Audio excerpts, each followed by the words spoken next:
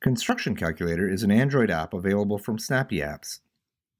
This software is available on the Google Play Store as a free, ad-driven version and a paid, ad-free version. The software is designed with construction tradesmen in mind and was created by tradesmen who work in the field. Construction Calculator is a very comprehensive package, and we highly recommend you watch this tutorial and our entire tutorial series in their entirety so that you can get the most out of Construction Calculator. We have included links to all the associated videos below in the write-up. While Construction Calculator has many handy modes, such as a full-featured triangle calculator and a arcs and sectors mode, in this tutorial we will be concentrating on the history and memory functions. With that said, let's take a look at the app. History and memory are showed on the top blue bar of the calculator, and they can be selected between them by clicking the button of the appropriate name. So right now it says memory. We can go to scale by clicking it, and we can go to history by clicking it again, and it will cycle between the three. Usually I leave mine in history unless I'm working with memory features. And as you'll see, as you type in any numbers, the history bar will populate with them. So let's go 9 foot 5 inch plus 5 foot 7 inch. And you'll see the history bar shows our current formula, but as soon as we clear it, it will clear back to nothing. But by clicking on the list button down here, the purple button, we can bring up all history, and we can recall any of these numbers. So if we click on 9 foot 5, we'll get it back in our display. And that also goes for the top bar while you're working with it. So let's go ahead and put another formula in. So we can now actually click these buttons as well up in this top bar to recall their numbers. The history bar will hold as many numbers as you have set in the settings. So if we go ahead and go back out to settings, whoops.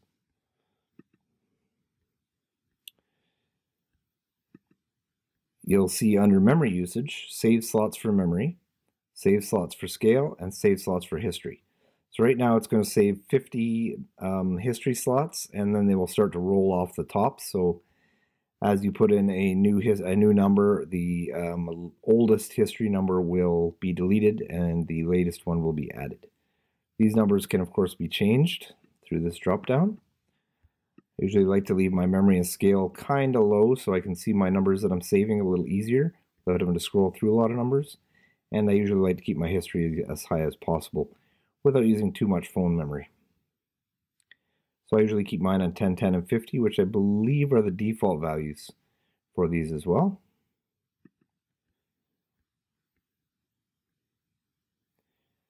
So let's go ahead and go to memory. It's similar, except memory doesn't automatically populate. It only populates when you hit the MS button for memory set. So say we have a value we use a lot.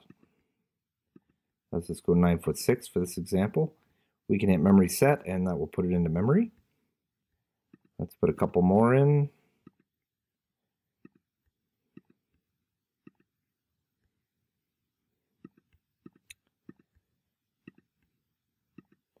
So now when you're in your memory, it will actually show your memory slots up here in a scrollable window. So you can easily recall them from here just by clicking on the numbers or the buttons. And it also supports the list button, so if you hit the list button, they will come up here as well and are recallable from there. Now, as well, we have a memory plus and a memory minus button to add to these memory slots. So let's go ahead and select the 126 foot memory slot. And if we want to add to that, we can go 4 feet, memory plus, and you'll see the 4 feet got added to that memory slot. And you'll see it keeps adding it as I press memory plus. And of course memory minus will take that figure away. And that works for, to select a memory slot, you can just click on it. And then you can add into it with the memory plus button, or take away with the memory minus button. Now let's go ahead and go back to history. The scale bar is actually is quite complex, so it's covered in a separate tutorial. This feature is for saving drawing scales and is quite complex, so it's covered in another tutorial. So let's go ahead and go back to history, see what we have in there. Let's get a few more things in there, so let's go whatever, 89. Just want to get some regular numbers in there to show the filters. We'll get some regular numbers in there. Maybe we'll get an area in there. So let's go 8 feet squared plus 4 feet squared. Okay, so now that we got some numbers in there, let's go ahead and go into our history list. And I'll show how the filters work. So down below, you got your close out of here, obviously. Clear, which will delete all your history. And then this third button is actually a filter button. So there's no filter right now, so it's actually showing all the figures in history. So I can actually click on this filter button, and I can filter, say, just results, which are in green. So now we'll be looking at just results when you press equals. And like I said before, results are all in green anyway, so they stand out quite a bit from the other ones. We can filter by distances. So that'll show just our 9'5", any distances. We can filter by areas, which will show any squares, and I believe we can filter by volumes, which we have none, so none will show. So the filters can be handy just to sort your things out a little easier. I usually leave it on none just so I can see all my history. And that's about it for the history memory bar. I hope you really enjoy our app and that it saves you tons of time. If you require more help, please be sure to check out our YouTube channel.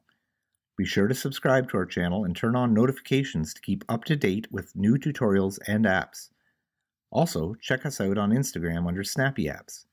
Thanks for joining me, and I'll see you soon.